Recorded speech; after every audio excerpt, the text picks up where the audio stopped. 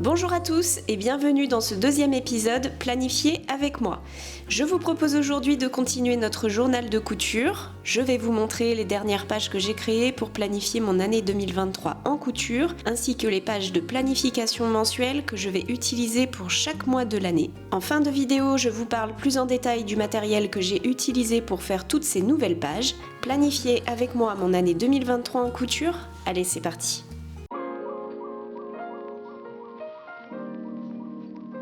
La première page que je vous montre aujourd'hui, c'est la page technique de couture. Elle vient juste après la dernière page créée dans l'épisode 1, donc dans la partie planification de l'année qui se trouve au tout début de mon carnet. Dans ces pages techniques de couture, je vais mettre les techniques sur lesquelles j'aimerais me perfectionner et me challenger. Cette année, j'en prévois que 2 et c'est déjà beaucoup pour moi. Après m'être occupée du titre, je sors ma petite imprimante toute mimi et je vais imprimer le schéma technique adéquat.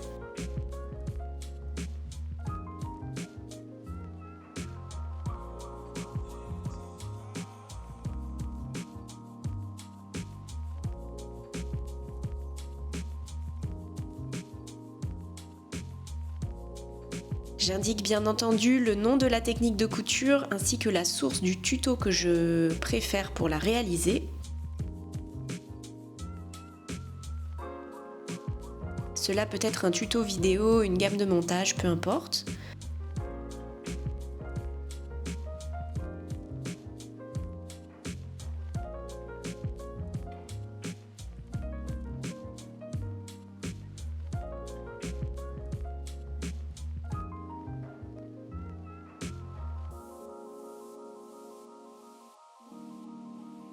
Pour me motiver, je vais prévoir des emplacements avec le nombre de pièces cousues, car me concernant, c'est en pratiquant que j'améliore le plus mes compétences en couture. Je place un extrait d'une gamme de montage. Je trouve d'ailleurs que pour le texte, la petite imprimante dégrade un peu la police, mais c'est pas grave, dans mon cas, c'est plus un rappel qu'autre chose. Je laisse quelques lignes pour venir noter mes astuces ou remarques. Je fais la même chose pour ma deuxième technique de couture.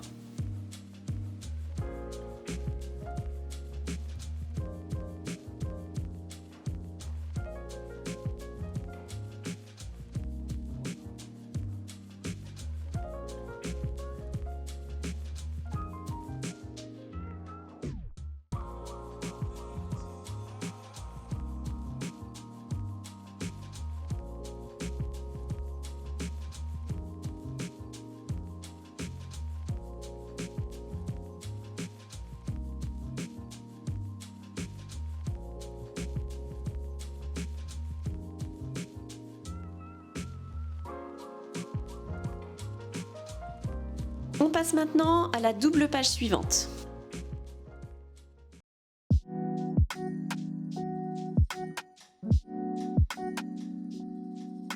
Il s'agit ici d'une double page qui va me permettre de voir les pièces cousues tout au long de l'année et de les comptabiliser. C'est personnellement un élément moteur qui me motive beaucoup et je trouve ça très satisfaisant à compléter tout au long de l'année. Il s'agit donc du Couture Tracker pour l'année 2023. Je commence donc par diviser ma page en 9 sections horizontales. J'inscris chaque type de vêtement en titre.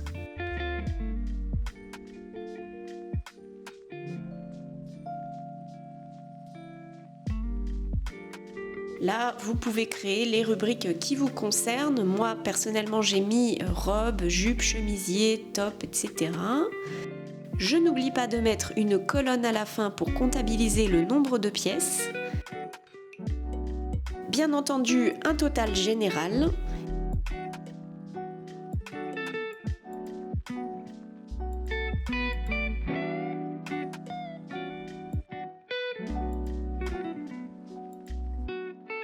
Étant donné que je couds pour toute ma famille, je vais utiliser une couleur pour chaque personne. Donc rose pâle pour les pièces femmes, vert pour les pièces hommes et ainsi de suite.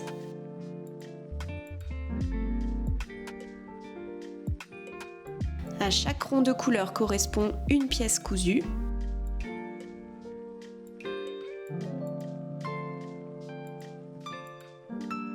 Je prévois un emplacement pour mettre la dernière date de mise à jour, ainsi je m'assure de ne pas avoir de doublons dans mon tableau. Alors moi c'est quelque chose que je fais perso à chaque fin de mois. Et là encore, à vous de faire votre propre organisation. Et on pourrait même rajouter des sous-totaux pour chaque couleur pour comptabiliser par exemple le nombre de pièces femmes, hommes, etc. etc. J'ai vraiment hâte de remplir cette page au fil des mois qui passent. Je me laisse une double page vide au cas où je souhaiterais rajouter des infos au cours de l'année. Et on va maintenant passer aux rubriques mensuelles. Pour commencer, je vais faire la page de garde. Ici, nous allons faire le mois de février.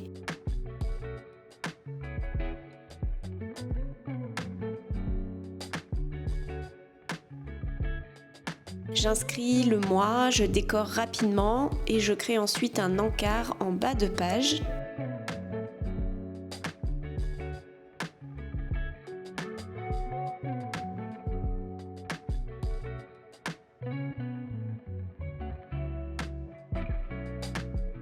Dans cet encart, je viendrai indiquer en fin de mois le nombre de pièces cousues.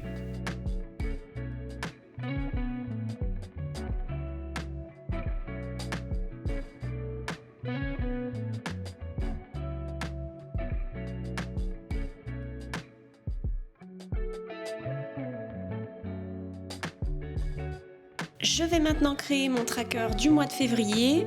Pour la décoration, j'ai repris le thème graphique de mon début de carnet, mais généralement je change de thème tous les mois.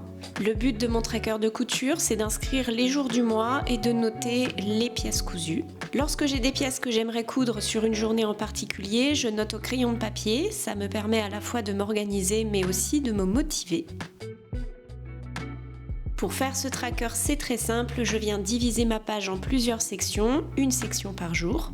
Perso, je me laisse plus de place pour le samedi et le dimanche. Là aussi, adaptez cette double page en fonction de votre organisation personnelle.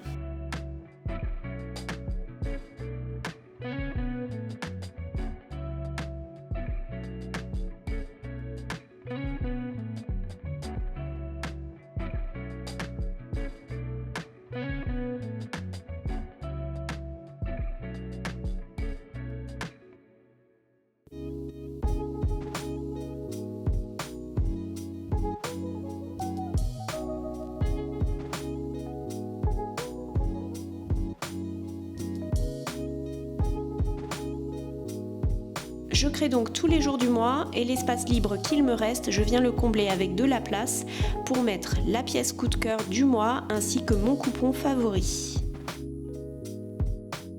Je crée ensuite l'encart prévu pour les diverses remarques et voilà pour mon tracker de couture. On arrive sur la dernière page de cet épisode, à savoir la page des coupons cousus. J'ai oublié de filmer cette partie lorsque j'ai tourné ma vidéo, mais ce n'est pas grave, je vais vous montrer le résultat final. C'est une page très simple qui me permet de noter tous les coupons cousus dans le mois avec le métrage total de chaque coupon. J'ai une colonne terminée pour indiquer les tissus que j'ai totalement optimisés. Ainsi, pour chaque coupon cousu, je peux voir ceux que je n'ai pas totalement utilisés et, bien entendu, en bas de page, un nombre total de coupons cousus. Voilà pour mon update de carnet de couture. Dans le prochain épisode, je vous montrerai mon carnet de revue de patron et je vous donnerai toutes mes astuces pour le réaliser. Pour ceux que ça intéresse, je vous parle maintenant du matériel que j'ai utilisé.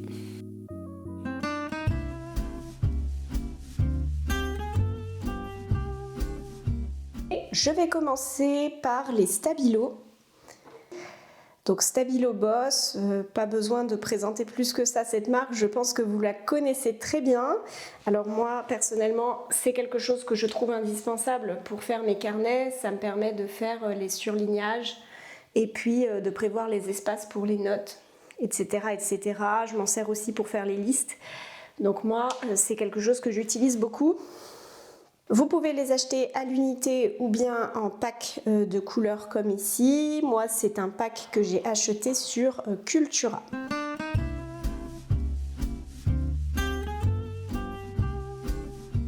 On va rester dans le domaine des feutres. Je vais vous parler maintenant des feutres Faber-Castell que j'utilise. Ce sont les fameux feutres avec la pointe pinceau.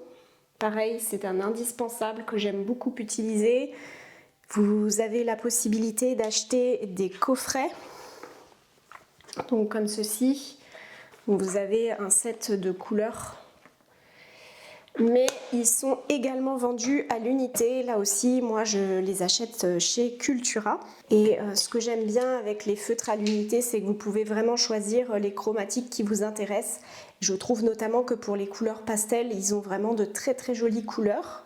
Pourquoi est-ce que j'aime bien utiliser ces feutres-là? Eh bien tout simplement parce qu'ils sont à base d'encre de Chine diluée à l'eau. Donc on a une pigmentation qui n'est pas trop forte. C'est vraiment idéal pour utiliser sur les carnets. J'ai également essayé les feutres à alcool. Le problème des feutres à alcool, c'est qu'ils apparaissent sur la page derrière au recto, donc c'est un petit peu gênant quand on fait des carnets. Donc pour reconnaître la pointe de ces feutres, donc ici on est sur une pointe pinceau, il faut ici regarder la lettre, donc c'est B pour brush. Voilà.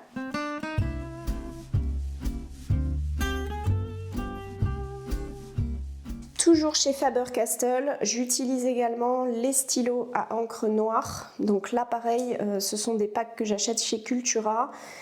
Vous avez plusieurs mines. La fameuse mine brush, donc le pinceau. Vous avez ici une mine assez épaisse, très pratique aussi, et une mine plus fine, dont je me sers beaucoup également. Au niveau des stylos, il y a une autre marque que j'aime beaucoup, c'est la marque Uniball. Donc ici, ce sont vraiment les stylos avec des pointes différentes. Vous avez le numéro qui est inscrit sur le capuchon, donc ça correspond à la taille de la mine. Donc là aussi, si vous cherchez des stylos très très précis, ils sont géniaux et je trouve qu'ils sont un petit peu plus pigmentés que les Faber-Castell. Cette marque propose également d'autres couleurs, donc ici on a du marron, je crois qu'il existe du gris aussi. Donc pareil, je vous mets les liens des produits en barre de description. Autre stylo que j'utilise beaucoup, c'est un stylo qui lui provient de chez AliExpress. Alors j'aime beaucoup ce stylo et je l'utilise beaucoup. C'est très agréable d'écrire avec. On est plus sur un stylo qu'un feutre et ça ne délivre pas beaucoup d'encre. Donc ça sèche très vite. Ça évite que ça bave de trop. Je les aime beaucoup. Je vais essayer de vous retrouver le lien pour vous le mettre en barre de description si ça vous intéresse.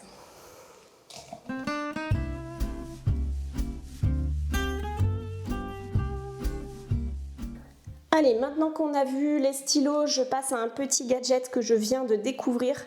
Alors bien entendu, c'est AliExpress qui m'a fait découvrir ce produit et je ne m'en passe plus maintenant. C'est un cutter avec une lame rétractable. Ça m'a changé la vie car moi je suis très maladroite, je risque souvent de me couper et c'est très sécure à utiliser. Vous avez un ressort, ce qui fait que la lame rentre toute seule. Et ça c'est pratique. Alors ne faites pas comme moi, ne l'ouvrez pas comme ça. Voilà.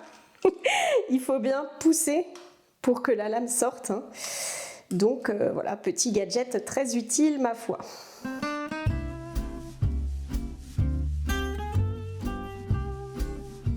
Lors de ma précédente vidéo sur l'épisode 1, vous me posiez des questions sur mes tampons. Donc je vais vous en parler un peu plus ici. Donc là aussi je les trouve sur AliExpress, ce sont des tampons en bois. C'est vraiment pas cher ce kit il me semble. Et vous avez les lettres et les chiffres, donc c'est assez pratique, vous pouvez les utiliser sur vos carnets. Tout est dedans, vous avez les tampons ainsi que l'encre.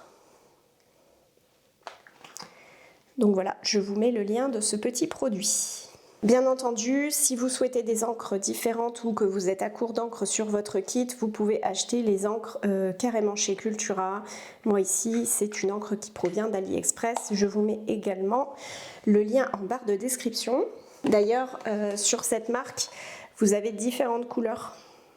Ça peut être sympa aussi pour agrémenter vos carnets.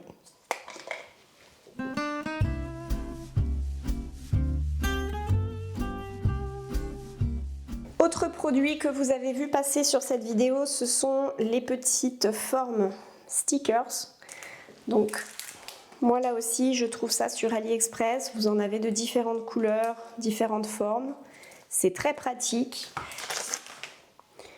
Donc vous voyez, vous avez vraiment de quoi faire.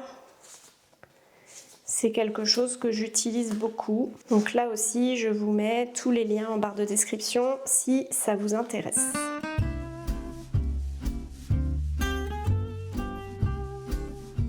Je n'ai pas pu résister à l'achat de nouveaux carnets sur le vendeur Buck de chez AliExpress. C'est le vendeur dont je vous parlais dans l'épisode 1.